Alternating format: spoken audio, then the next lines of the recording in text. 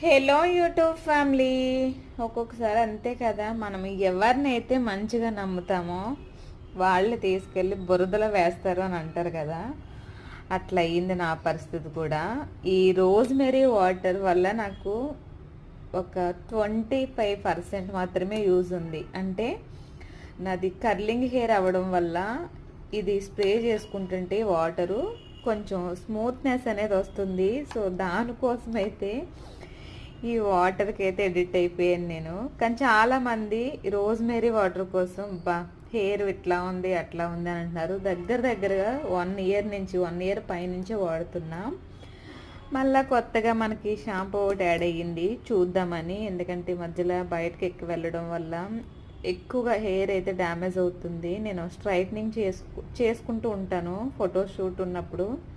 So దానివల్ల కూడా hair బాగా డ్యామేజ్ అవుతుంది. ఇంక ఈ బుల్లి సిరం వచ్చి కొంచెం ఈ మధ్యలో పిగ్మెంటేషన్ అయితే స్టార్ట్ అయ్యింది.